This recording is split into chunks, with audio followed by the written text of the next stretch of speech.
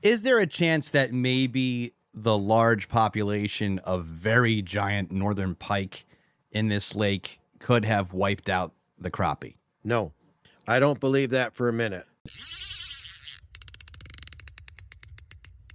Time for the Angler Within podcast with Roy Bilby.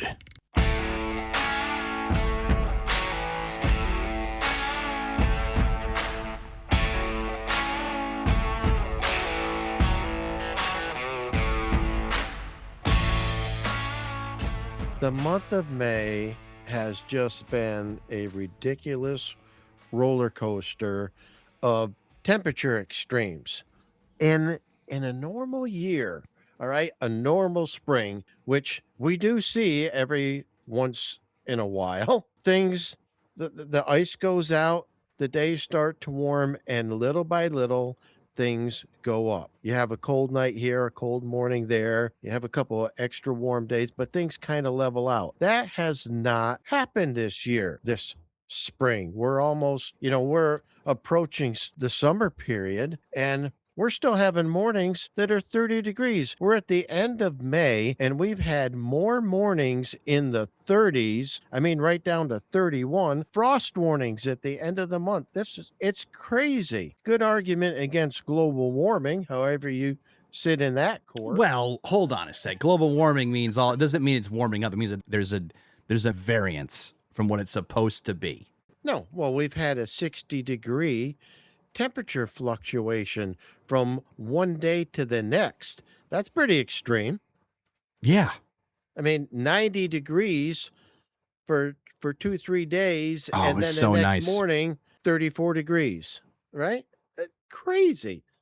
And 31 degrees the other morning. And what it's done to the fishing it started it, stopped it, started it, stopped it,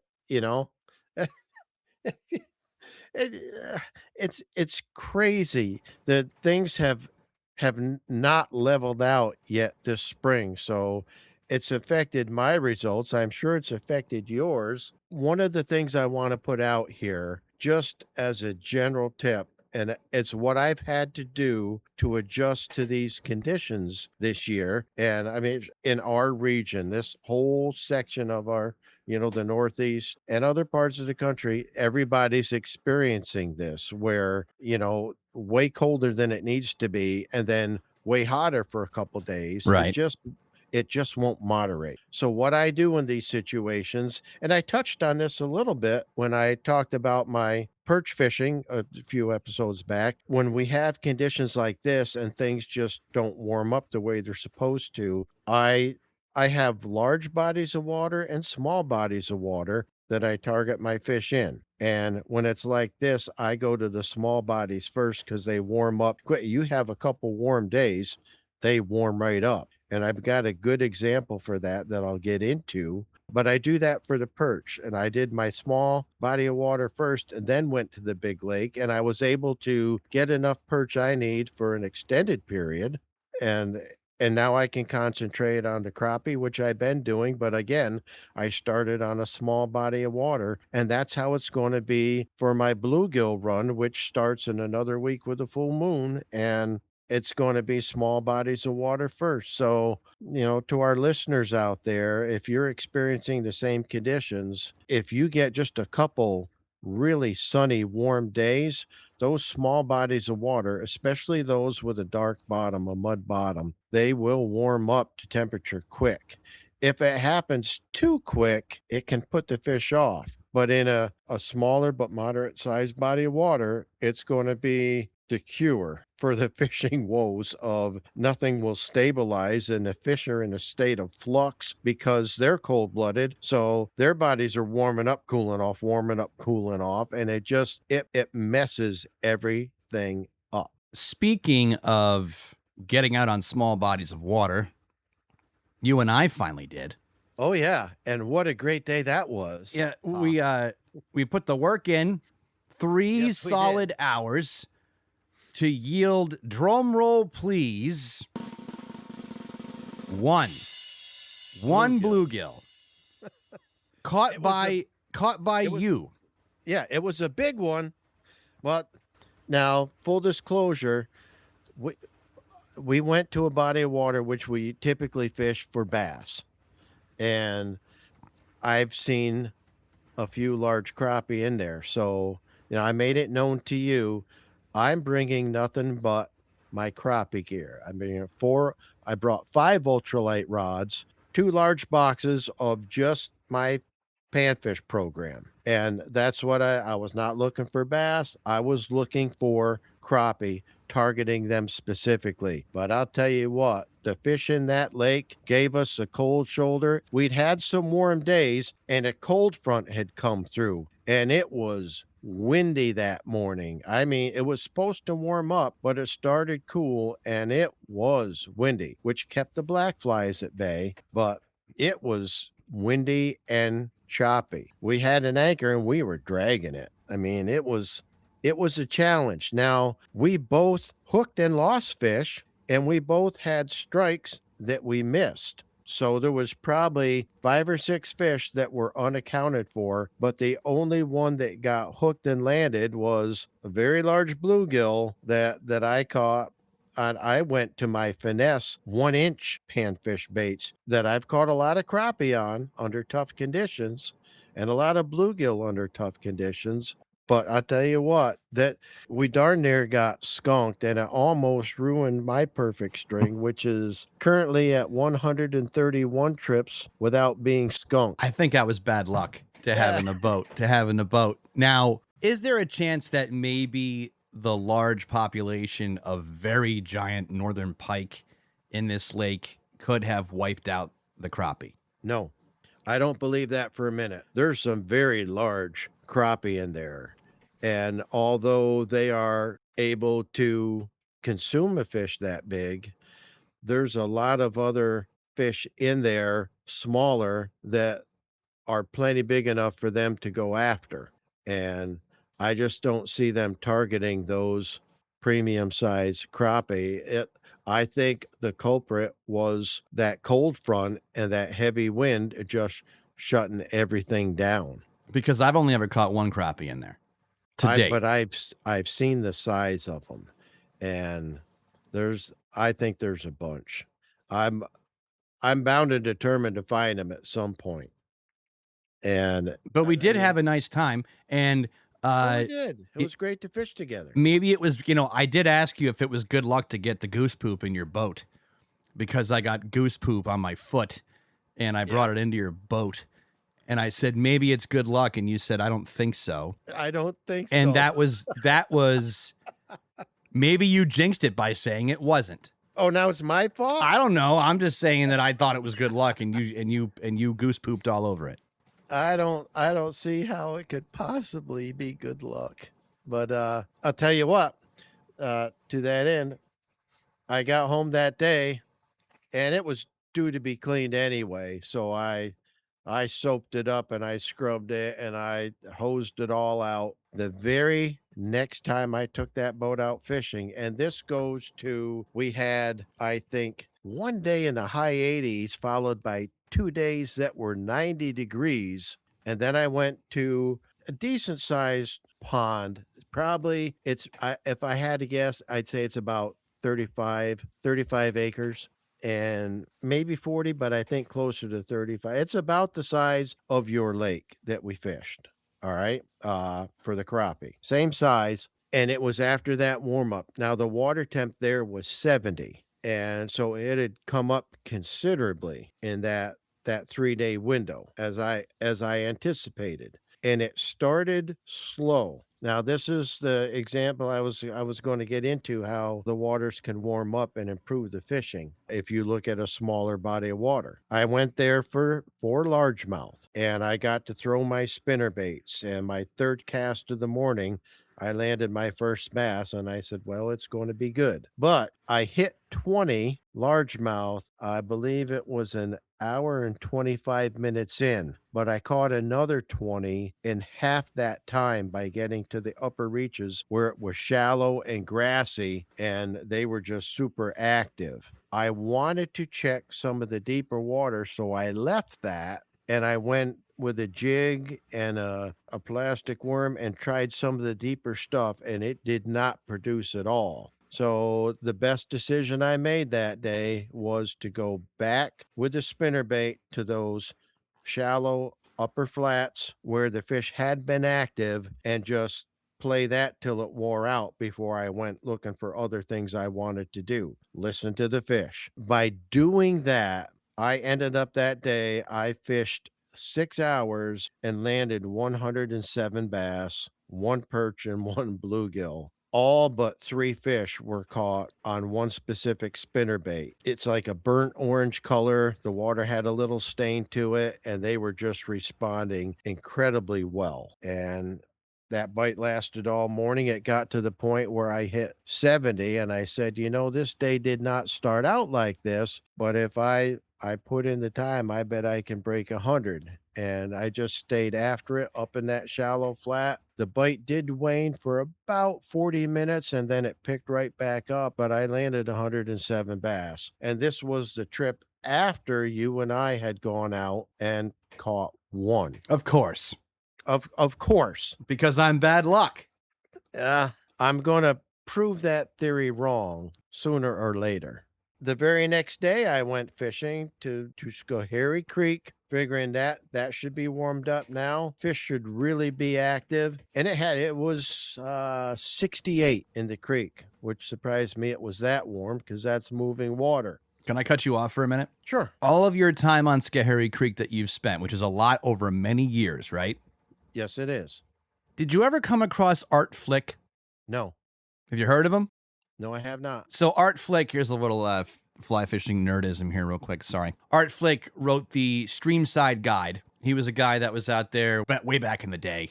And he sat and watched and observed all of the fly hatches and made notes and drew it up. And he wrote this book and they mass produced it. It came in a case and it had a canvas cover on it and it was small enough to fit in your fishing vest. And cool. So it became a very well-known Streamside Guide. And so I've seen a couple of them on eBay signed.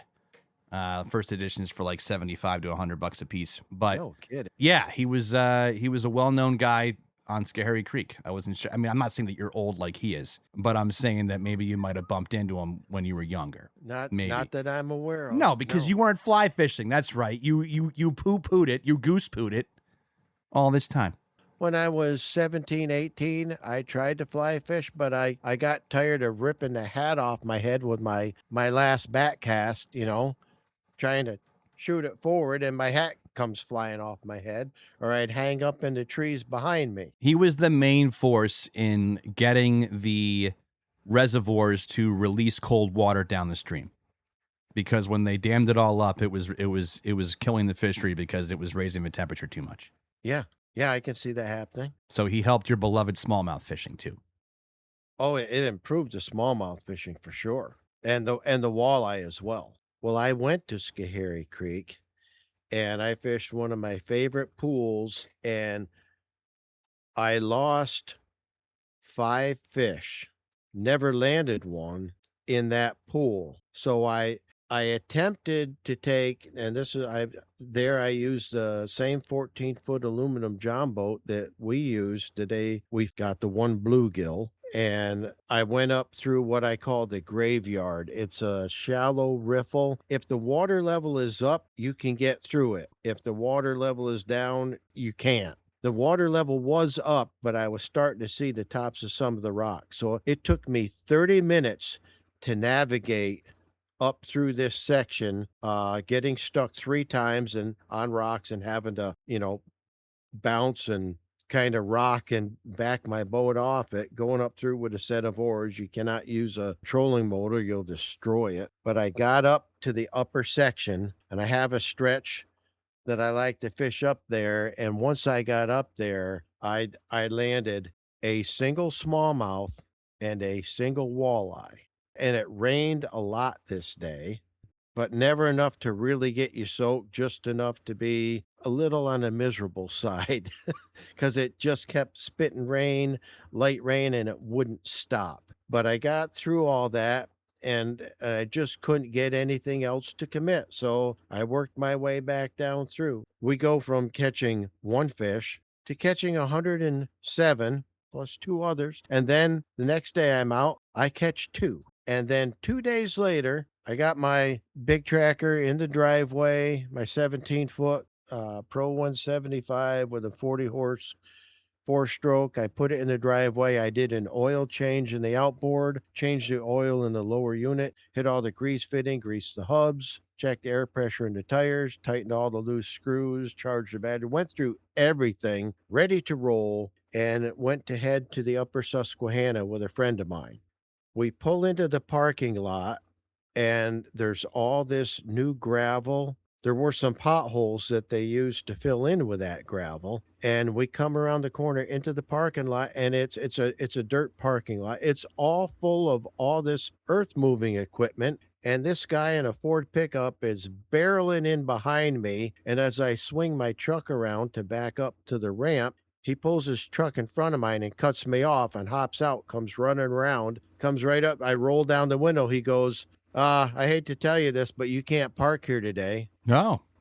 And I said, well, this was on Thursday. I said, well, I'm putting my boat in. I see your equipment over here behind me. I'm going way to the other side. I will not be in your way. He goes, oh no, we're doing this whole parking lot today. You can't park here. And he looked at me. He said, I'm sorry. And I looked right at him. I said, that was not sincere at all. And they, my partner starts laughing. I start laughing, and the guy in the parking lot did not laugh.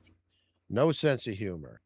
He said, "No, you cannot be here today. We're going to do this whole parking lot." They expanded it, made it bigger.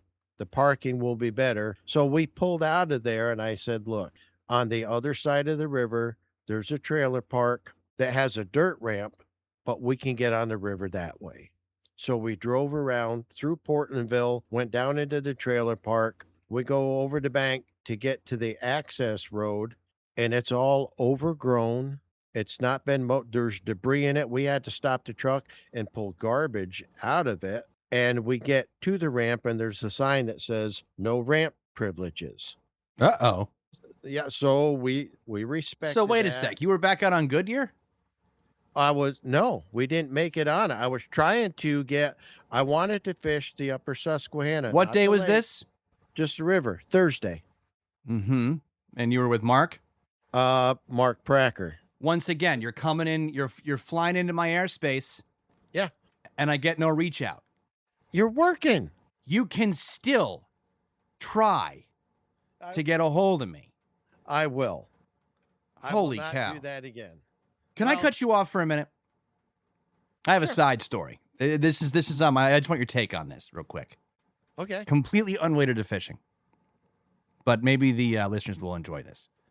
Okay. So you know that I rent out here on the lake. Yes. And my neighbor up until now has been mowing my yard. He had an agreement with my landlord, and she was paying him in beer. She'd give him 2 cases of beer every time he mowed my lawn. Okay. Now, the result in this is him being wasted at 3 p.m., except for Mondays and Tuesdays, because that makes a difference, apparently. But anyway, he was mowing, and I wanted, because of we were just discussing off air, this tough economy we're in. You know, I wanted to try and get some cash back into my my pocket. So I asked my landlord if I mowed my own lawn, could I get that taken off the rent? And she said, absolutely. So down the road at Austin's Auction Barn, a Husqvarna push behind mower came up, all-wheel drive automatic. Got it for $90. That's a steal. Well maintained too. One pull. I started it right in the auction house. See if it worked. $400 mower. Yeah, $90. So I was like, okay. So I have her inform this guy that I'm not gonna, or that he's no longer needed for his mowing services, and he's my neighbor. So our yards connect at 2 different points. Well, I had a feeling that he wouldn't be too happy about this, and for obvious reasons. Obviously, you know, I'm the villain because I'm taking away his beer, and he can get his own beer. That's what I said. He can get his own beer. I need the money back in my budget, and it's good exercise for the knee. On top of that, oh yeah. Plus, I like mowing my own yard. You know, it's a good sense of accomplishment when you got a good looking yard. Plus, he would scalp it and burn it bad all the time. He keeps his deck too low. So he didn't have to mow it as often. Exactly. But who's the one that's suffering there? Me. Because I got to go out there and I got to see brown and yellow grass all the time. Plus, he would miss giant swaths of it, not go back and get it afterwards, and he went real fast. He would get it done in like 10 minutes. So the push mow takes about 30 minutes. Anyway, before I had a chance to do my first mow, I came back from fishing with you last Saturday, and I hear him mowing. And he's not in his backyard. He's in my backyard. Oh, boy. So I walk down the hill, and I watch him encroach, 12 to 15 feet over the property line with his mower. Okay. Turning around and going back out, coming over, turning around, going back out. And I just watched him. And I had my hands out at my sides like, what the heck? And he turns off the mower. He looks at me. He goes, "Oh, that's right. You want the joys of mowing your own lawn." And I said, "Yeah, I do. And now I have to wait longer because you just scalped it down to nothing again." I'm going to put the picture of this guy's encroachment up as our picture for this episode today. Okay. But anyway, so I wait a week. I wait a week. He said he had to turn around. He said there was a spot he wanted to get and he had to turn around. So that's why he drove way into my yard, which I thought was BS. So absolutely. So I wait a week, and once again, I got up and I mowed Friday morning before the weather turned. I got up and I mowed early, like 9 o'clock. I'm out there mowing just to make sure that I got it done ahead of the weather. And I came, your neighbor. Yeah, exactly. And so I got home later after getting stuff from my axolotl tank. I had to go over to Petco and get some stuff. That's a whole nother story. And he's out there talking to the other neighbor that yelled at me for walking my dog past his house, which is also another story. Guys, listen, the listeners out there, living on a cul-de-sac is there's a lot of characters, especially when they're second homeowners and they yell at you from their Ring cameras because you walk your dog past their house. Anyway, I look down the yard and I see that he's done it again. He scalped it again. He did it again. And so I said, "What? You did it again?" He's like, "Did what again?" I said, "You scalped my yard again." Oh, he knows. And he said, "Oh, I guess I did." And I said, "Yeah, you did." And he kind of like shrugged his shoulders like, "Well, I don't know what to tell you." And I was like, "Stop doing it, please." Yeah.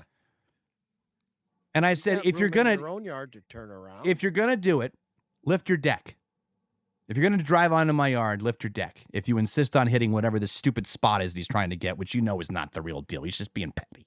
He's being petty." Oh, yeah. Absolutely. So get some railroad ties. Something's about to happen. And so I ran it past, and I was pissed. Wouldn't you be mad at this? If your neighbor came into your yard like that after you had gotten your lines in and did the whole thing, like he's going out of his way to do it, and he knows he's doing it because it's intentional. Yeah. But he's getting a rise out of me. So 2 different people told me that I should just forgive him and just let it go. Oh, just let it go. I don't, because I'm being too defensive and too aggressive about it. Because I told him, I said, "Look, I'll just put a split rail fence in down there and that'll be the end of the story." Yeah. And he walked away when I said that to him while I was talking. So I said, whatever. But drop us a line. What do you think? What should I do to take care of this issue with the neighbor next door? Do I take it up a notch and drop a split rail fence in at 5 a.m. when he's asleep and he walks out and finds a fence up when he gets up in the morning? Or a railroad tie. But that's going to kill that'll kill the grass, and it won't be very optically nice down there. Okay. What would you do? Would you give him another chance before you put up a fence, or would you, I mean, I made it pretty clear I don't want him doing this. Yeah, he's already done it twice. 3 strikes and you're out. Give him one more chance. One more chance. 3 strikes and you're out. I'll let you know how it goes. Because if he does it a third time, he's going to keep doing it. All because I took away his beer. Yeah. Anyway, I just totally railroaded the whole conversation. But amazing what drives some people. But what the heck? I know. He's just being a jerk is what it sounds like to me. He's being a husky jerk. Yeah. He's being a slobber knocker. Yeah. Well, Maybe you should slobber his knocker. I don't think I should slobber anything, let alone his knocker. Yeah. Okay. Well, give us your opinion. Direct message me and I will pass it along. Let's see if we can get this dilemma resolved, and we'll touch on it on a future podcast. Go ahead. Continue. Continue. Yeah, so we couldn't launch on the river, so we pulled back out with the truck onto Route 28 and said, well, I guess we'll go to Otsego. That's the next closest body of water. So we put in on Otsego Lake, which was very, very choppy coming out of the north. So where you launch, it's on the receiving end, 8 miles down the lake, and it was choppy. So long story short, we went out on the lake. We hit a bunch of my spots. We ran the whole lake and we ended up with 11 fish, some really nice smallmouth. I got a 311 largemouth. We ended up salvaging today. And in my journal, I mean, we headed out to fish the upper Susquehanna, not the lake, just the river. And there was no way we could get on it. I mean, those are the only 2 launches available. So in my journal, the heading at the top of the page where I put where I fished, I wrote Otsego by way of Upper Susquehanna, because that's what it took 2 hours to get there, because we tried to go someplace else first twice and couldn't do it. So I will check with you next time I'm headed to the Upper Susquehanna, because I am dying to get on there and fish it. It's prime time and I can't get there. So we'll see. The water level there needs to come up. It looked pretty shallow, what we could see. How are the water levels out in front of your house, out behind your house? They're a little bit higher. Okay, that's good. That's good. It was super low. I was out there walking around. I was considering casting out some topwater poppers over next to my house last week, It right might before. be warm enough to do that now. It's I getting don't there know. now. Well, today it's not, but it's getting there. But no, the water was way down. I'm assuming that they're letting the water over the dam quite a bit. They gotta Yeah. be. Have you heard any of this discussion about getting rid of the dam altogether? Have you heard any of this No, I side haven't. chatter? I had heard something about it. I don't know how true it is. I know that there was some discussion potentially getting rid of the dam, which if they did that, You'd have no more lake. we'd have no lake. I'd have no river. I'd have nothing. It would just be all grass and a little trickle out there, I think. And I'll tell you what, all the homeowners that have lakefront property, I can't see them agreeing with that. 'cause No, I don't think so. They have their property because of the lake. That's right. So hopefully it's just a rumor. Nothing. Yeah, true they to it. don't use it to generate electricity anymore. Which as is far what as the I- argument is. They're like, well, it doesn't do anything. So what are we doing? I'm going to ask Well, what's AI it- real quick. What's it hurting? Is there rumor that the Goodyear Lake Dam will It's not hurting anything. be removed? Let's see here. There is no current plans or credible rumors to remove the Goodyear Lake Dam in New York. So why did that person tell me that the other day? They're just being a negative Nancy. Maybe they're just... History of removal rumors. The rumor likely stems from historic events. In August of 1980, the Goodyear Lake Association faced a threat of the dam being decommissioned and the lake being drained, but the hydroelectric plant was successfully reactivated and saved. For up-to-date information regarding water releases, you can check the river conditions on the Safe Waters map. So there you go. That's 1980. where that came from. 1980. That's an old rumor. Yeah, 46 years old. Yeah, I'm 45, born in 81, baby. Yeah. I was married before that. Well, I just dated myself. When's your wedding anniversary? August 30th. It's coming up. Yeah. How many years? This year it will be 46. 46. A year older than me. Yeah. Yep. We were married in 1980, and she has put up with a lot of fishing, but she supports it. Well, you do a lot around the house, though. So here's a question. There's how much around the house stuff do you do that to keep you out of trouble? Like, do you do laundry and that kind of stuff, or is there an agreement you guys have between like what your roles No. are? Whoever gets to the dishes first, whoever gets to the laundry first. What if you don't get to it? Well, then she does. And if she doesn't get to it, I do. We just, no, we, You ever stonewall equally each other share over that. doing them? I didn't catch that. You ever stonewall her over doing it? You were like, yeah, I'm not doing it. No, I mowed the lawn this week, so you're doing the dishes. no, we don't. I do the lawn work. She doesn't do any maintenance on my boats. I do that. Are you I do expected? all the, I do all the snow plowing, all the shoveling, all the mowing, all the brush cutting. But when it comes to in the house, we equally share that and don't mind it a bit. Was it a discussion before you got married as to how No. that was going to go? Nope. You just did it. Yeah, we just do it. So there you go, folks. 46 years. It's the secret is whoever gets to it first. Yeah, something like that. Who makes the bed? Whoever gets to it. Who That's cleans the who truth. cleans the toilet? Both of us. Give me another example. Um We both clean the shower. We both, as we see it, we do it, and it's never discussed. It's whoever gets to it first. That's just how it is. That's just how we approach things. is there any stuff that she does that you don't do? Not that I can think of right off the top of my head. Interesting. We're covering a lot of ground today.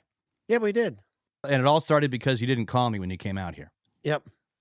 Apologies. See what happens? Yeah. I will blame derail your myself. conversation every time. Well, next time I'm planning on going to the Upper Susquehanna, you will get the first call. Love it. We would love to do that. I'd love to do that again with you. I want to get out on the Schoharie Creek with you.